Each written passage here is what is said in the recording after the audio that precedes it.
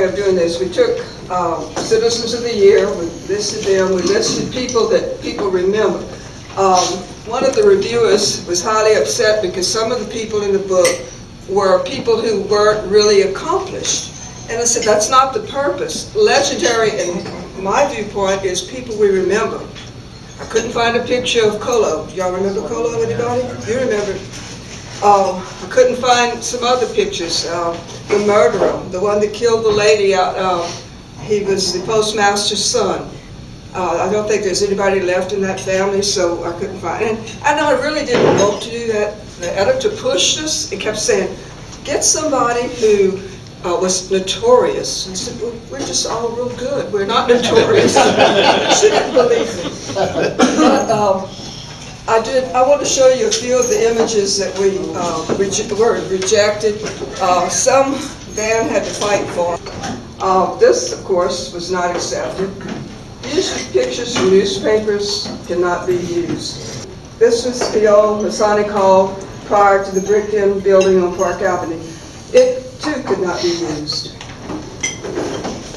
Unless, of course, Van works on it. Well, he forgot. He forgot. He forgot. Yeah, maybe he has a tradition. Denial, sure flies. Yeah, it's persona. This, of course, you've probably seen on the internet. It's from a postcard, one of the few postcards. They took pictures. There's one of St. Anthony's that I have, and a few other places. But with copyright, we didn't know if we could use it or not, and we didn't want to start the tracking of this copyright. Also, at one time, a movie company came in and made a movie of Eunice. I have no idea where it is, but I really wish we could find it because they did a great job in crowding. They found that movie, but could not use it. Really too poor quality. His dad is a man without the hat, by the way. This one, we decided that it might not be acceptable, especially with our editors. I don't think anybody here would be too offended because it was a way of life. It was historical. And we said, well, we better just not do it. Blackface was not accepted in modern times, and maybe politically correctness overshadows history sometimes. This one, we couldn't substantiate dates. We couldn't make sure that it was what they said it was, so we sort of passed it by. Some of you remember the silver slipper. And I was told this was an image that someone had taken there. And then the silver slipper had used it as an ad. But it wasn't. It was a national picture. And of course, we'd probably have some copyright problems there too. So we passed it by. We knew who, we knew what, but we didn't know who for this particular picture. I knew that the men on the left were workers at the old cotton gin. I think one of them was Winston Fontenot's dad, and I think one of them was Jean Viaudot's dad, but I can't make sure. Different people have told me different names, so we decided not to risk it. The bottom picture was taken out at the old lumber yard, which at one time before it was May Brothers, was Newell Lumber Company. This one, I just love this picture. Look at her hat. Look at the cigarette hanging in her mouth. What she's doing, I'm not real sure. Maybe her husband listened to her and she said, your socks have fallen. I don't know. I do know the two men in the background with the Bradshaw brothers, Mr. Will and his brother. They lived on Vine Street, and it was obviously a family gathering, obviously in the 50s, but I can't identify the others in the family. I think it was in 1924, probably the organization, not sure, but I can't pinpoint anybody in it. The image is just not well defined. Again, another possibility of copyright, one of those postcards. I like the way Rejected came out with the deed. When it gets on the iPad, it looks I know.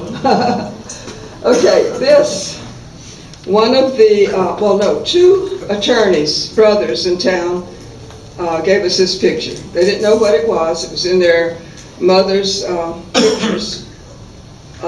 Whatever it is, it looks like they were having a good time. And they went off into the bayou, and many times that happened. Well, he does tell about that, and about the guy crawling out from the car, still had a gun under him. Some interesting stories there. These are some of our legendary local heroes from the military.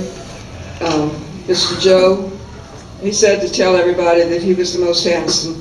That's one of his first.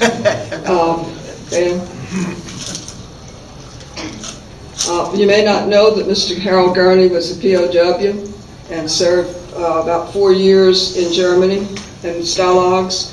Was marched over 60 miles in 6-inch snow from one to the other, and was at the Stalag that was in The Great Escape, the movie, right after the escape, so he said they were really tough on him then. You may not know that Charles Seal received a Bronze Star when he was in the Air Force. You may not believe it, but you may not know it. Anyway, Charles did. Jimmy Edwards, one of our parish councilmen and civic leader. Gene McManus, you probably encountered Gene with the Imagination Library. And we started talking about what our favorite stories were. I had a hard time because I had to pick two. I love the story of Louis Pavish. Louis was in Yugoslavia, that's where he was born. If any of you know Nick and you know Russell, Louis was the father. Louis was of a well-educated, fairly well-off family there. When the communists took over, the family knew that they were going to be targeted. So they left for America, but left Louis behind until they got settled. The boy Louis became tired. He said he was tired of waiting. So he made his way from Yugoslavia, you know your geography, you know it's a long way, to England. When he got to London, he stowed away on a ship to Ellis Island. He was kept at Ellis Island for about 6 months until his uncle who lived in Chicago could come to identify him and take him home. And it just amazes me that that child, 12-year-old, could do that. So he was pretty wise. And this is Van's favorite picture. Yeah, I was young when the Clydesdale came to Eunice, and I remember it vividly. And I guess that was my first brush with celebrity. I'd never met any famous people before, but to me, that was like a superstar coming to town. There they were on TV. I saw them in magazines, and so I was all excited about it. We found this picture. Whose house were we at? Mr. Leo Quibido. When we went to get the Eunice High School burning down, he had pictures of that. And he's flipping through stuff, and I saw that picture, and I was like, well, we got to have that picture. I actually had to fight with the editor to keep this picture. The index, we're only allowed so many entries in the index on a page, and so we had to go to another page, which means I would have lost this picture, and you know who reads indexes anyway or looks at them. So. English teachers do. No, well, it don't matter. So I chopped the index up a lot to be able to get this picture in the book. So, and that's in the Westgate Shopping Center, which is still there. And is it still called Westgate? I think it still is. Yeah. It is? Yeah. And this, I threw in just to tell you that this is what it's all about Mary Farr Dusson, who was Miss Eunice. She was the wife of C.C. Dusson, and the town is named for her. I came about this picture with just a real weird situation because I had an old picture of her when she was probably, I say old, but probably in her 50s. And I was looking for another one, but not pursuing it too much. And then one morning I woke up and I said, I'm going to the genealogy meeting in Opelousas. I hadn't been in years. I went and I met James Doge there. James had written a book about St. Andrew's Cemetery, and he said, whatever you do, don't look up because Estelle will give you a job to do. Just don't make eye contact. So I said, okay, I won't. Spend the time looking down. And then the meeting ended, and she said, she called my name, Alma. And I thought, oh no, I didn't do it. I don't want to do it. And she said, no, come here. And I thought, oh, kind of memories of first grade, you know, when you did something wrong. So I kind of got up there, and she said, I want you to meet so-and-so. She introduced me to the lady, and the lady handed me an envelope.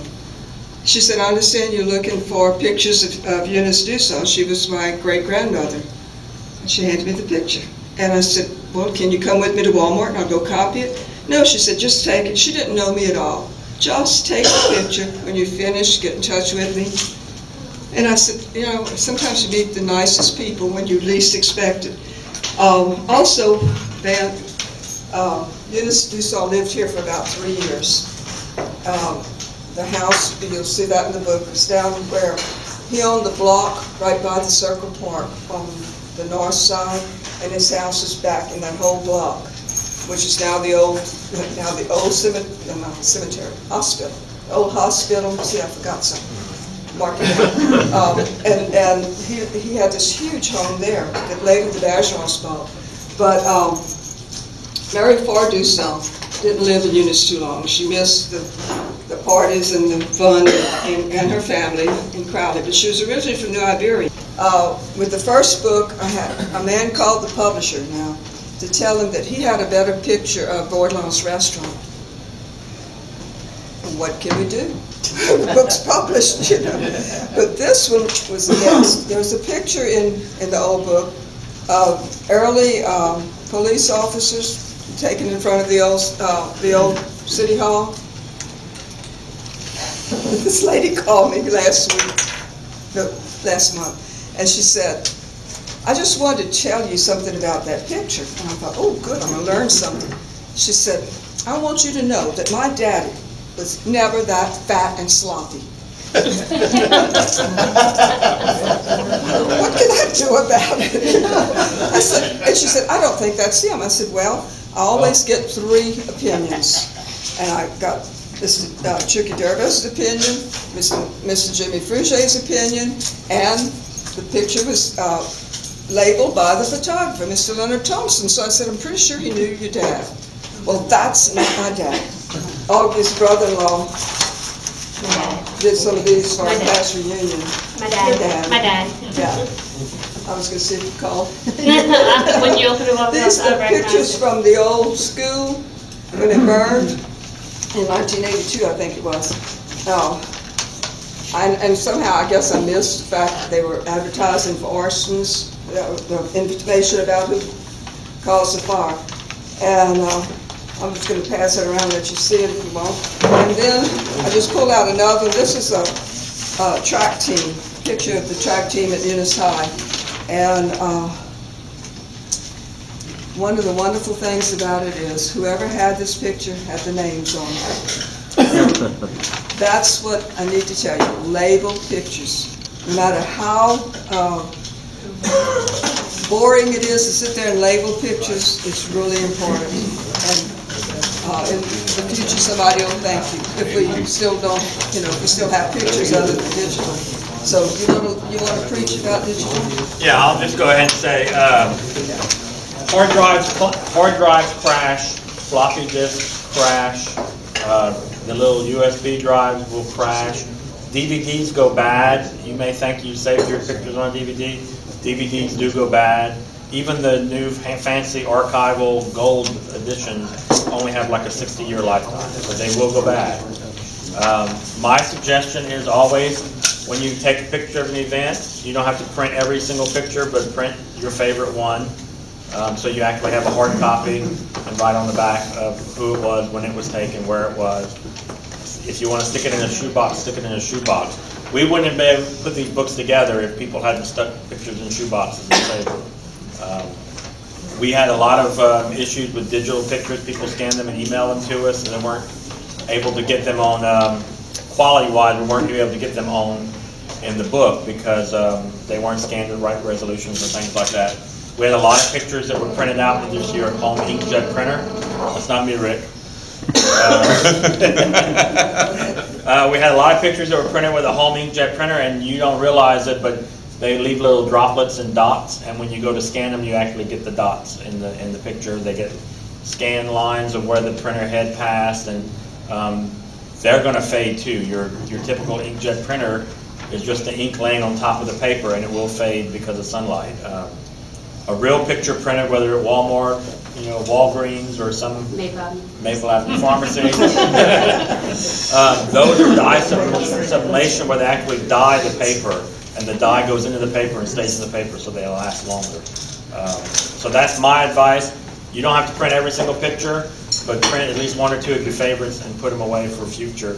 Because we were talking in 50 years, if somebody decides to do a book on Eunice at this time period, think of all the hard drives that have crashed, or you threw a floppy disk away because you didn't know what was on it. Mom's got boxes and boxes and boxes of genealogy stuff that I'm going to throw away when she passes. No. Hell no. I'm just joking. But what I'm saying is, anything digital, if it hadn't been labeled or we don't know what it is, it's going to probably be lost. Hey, I'm if he does, and I'm I'll still leave it at you. All right. There you go. If I'm still.